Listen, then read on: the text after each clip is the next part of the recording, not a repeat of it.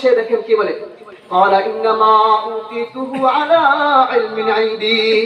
কারণ মিয়া জবাব দেয়, তুমি বলছো মুনকার করবো না, না না না না, শুনো, ওই যে অর্থ সম্পদ যা যা দেখতেছো, গাড়ি বাড়ি নারী ফ্ল্যাট যত কিছু আছে, সবগুলো আমি অর্জন করেছি আমার জ্ঞানের বদৌলতে।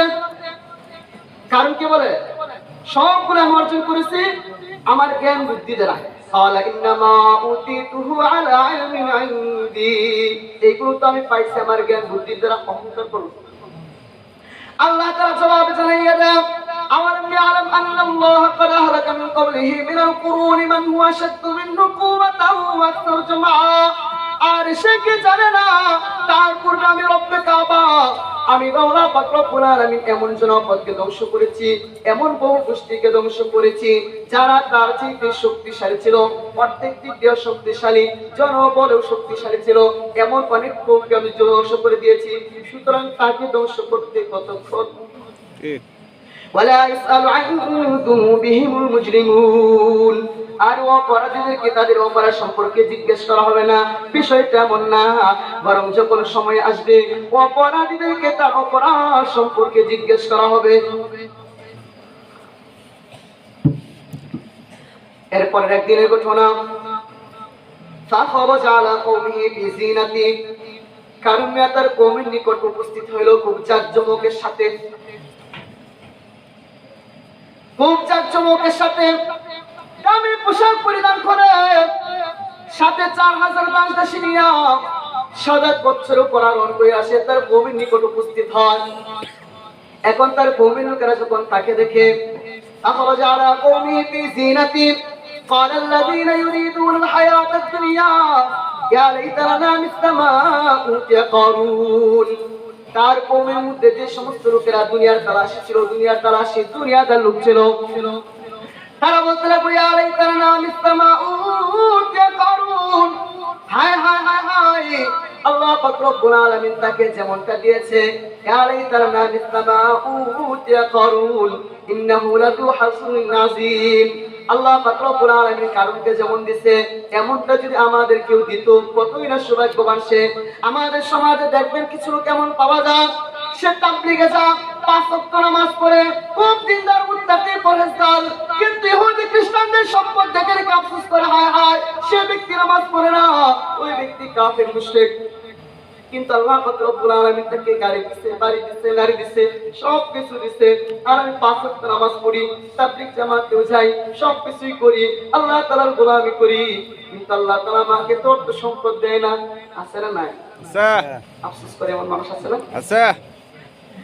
তারা বলতে লাগলো, কারণে কওমের মধ্যে যারা দুনিয়াদার ছিল, দুনিয়া তালাশি ছিল, তারা বলতে লাগলো, আল্লাহ পাক রব্বুল আলামিন তাকে কত কিছু দিয়েছে, সে কতই না সৌভাগ্যবান। কিন্তু সেই সময় আল্লাহ পাক রব্বুল আলামিন যাদেরকে তাওরাতের ইলম দিয়েছিল, ওই সমস্ত লোকেরা বলতে লাগলো, وقال الذين اوتوا العلم। যাদেরকে আল্লাহ পাক রব্বুল আলামিন ইলম দিয়েছিল, তাওরাতের জ্ঞান দিয়েছিল, ওই সমস্ত লোকেরা বলতে লাগলো, ওয়াইলাকুম, তোমাদের জন্য ধ্বংস। কাদেরকে বলতে লাগলো? দুনিয়াদার যারা ছিল তাদেরকে বলতে লাগলো, ওয়াইলাকুম, তোমাদের জন্য ধ্বংস। সাওয়াবুল্লাহ খায়রুল লিমান আমানা ওয়া আমিলা সালিহা।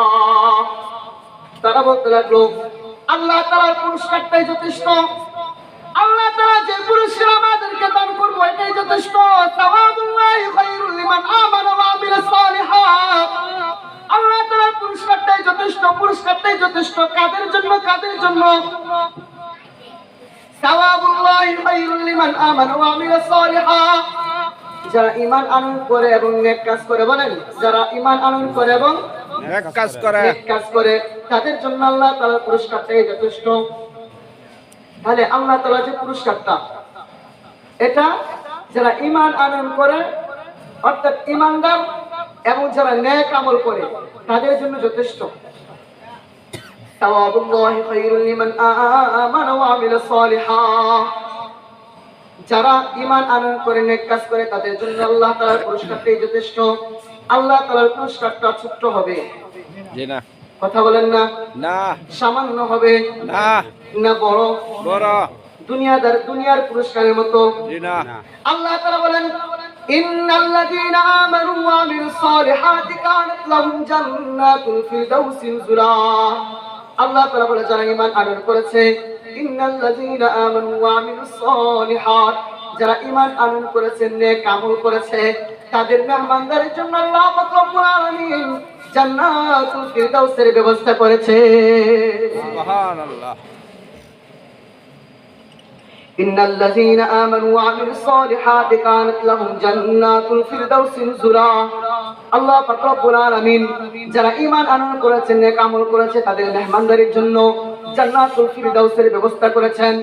আর জান্নাতুল ফিরদাউস হলো এমন এক জান্নাত, যে জান্নাতের ভিতর আল্লাহ পাক রব্বুল আলামিন হযরত আদম আলাইহিস সালাতু ওয়াস সালাম থেকে নিয়া আমাদের নবী পর্যন্ত সমস্ত নবী আলাইহিস সালাতু ওয়াস সালামকে ওই জান্নাতুল ফিরদাউস দিব, এখানে থাকবে এমন একটা জান্নাত। তো যাদেরকে আল্লাহ তাআলা ওই বংশের মধ্যে যাদেরকে আল্লাহ তাআলা ইলম দিয়েছিল, ওয়াকালাল্লাযীনা উতুল ইলম, যাদেরকে তাওরাতের জ্ঞান দিয়েছিল, ওই সমস্ত লোকেরা বলতে লাগলো, ওয়াইলাকুম, তোমাদের জন্য ধ্বংস, তোমাদের জন্য ধ্বংস, সাওয়াবুল্লাহি খায়রুল লিমান আমানা ওয়া আমিলা সালিহাত। যারা নেক ঈমান আনয়ন করে, যারা নেক কাজ করে, তাদের জন্য আল্লাহ তাআলার পুরস্কারটাই যথেষ্ট। তবে শুনো, ওয়ালা ইউলাকাহা ইল্লাস সাবিরুন, এই পুরস্কার দেওয়া হবে না, পুরস্কার পাবে না, পাবে না, পাবে না। কারা পাবে? ওয়ালা ইউলাকাহা ইল্লাস সাবিরুন, যারা ধৈর্যশীল তারাই পাবে। যারা ধৈর্যশীল। বলেন তো আল্লাহ তাআলা যে পুরস্কারটা দিবে, এই পুরস্কারটা কি দুনিয়াতে দিবে না আখিরাতে? আখিরাতে। তাহলে মৃত্যুর আগে না পরে? পরে। মৃত্যুর পরে। তাহলে মৃত্যুর আগ পর্যন্ত আমাদের কি করতে হবে? ধৈর্য ধারণ করতে হবে। আল্লাহ তাআলা বলেন, ওয়ালা ইউলাকাহা ইল্লাস সাবিরুন, তবে এই পুরস্কারটা তাদেরকেই দেওয়া হবে যারা ধৈর্যশীল, তাদেরকে। এরপর একদিনের ঘটনা, হযরত মূসা আলাইহিস সালাতু ওয়াস সালাম কারুনকে ডাকতে বলতে, সবাই কারুন, আল্লাহ পাক রব্বুল আলামিন তোমাদের উপর যাকাতের ব্যবস্থা করেছেন, যাকাতের বিধানের ব্যবস্থা করেছেন। কারুন জিজ্ঞেস করে, ভাই এটা আবার কেমন, কি বিধান, কি বিধান? মূসা পয়গম্বর বলেছেন, ভাই 1000 দিনারের মধ্যে 1 দিনার যাকাত দিতে হবে, 1000 বকরির মধ্যে একটা করে বকরি দিতে হবে। কারুন বিয়া বলে, আচ্ছা ঠিক আছে। সে তাৎক্ষণিক মেনে নেয়, বাড়িতে গিয়া খাতা কলম হাতে নেয়, হিসাব নিকাশ করে, হিসাব নিকাশ করে দেখে, হায় হায়, এই পরিমাণ সম্পদ তার, এই সম্পদ থেকে যদি প্রতি বছর 1 দিনার করে 1000 হাজারের ভিতর 1 দিনার করে দেয়,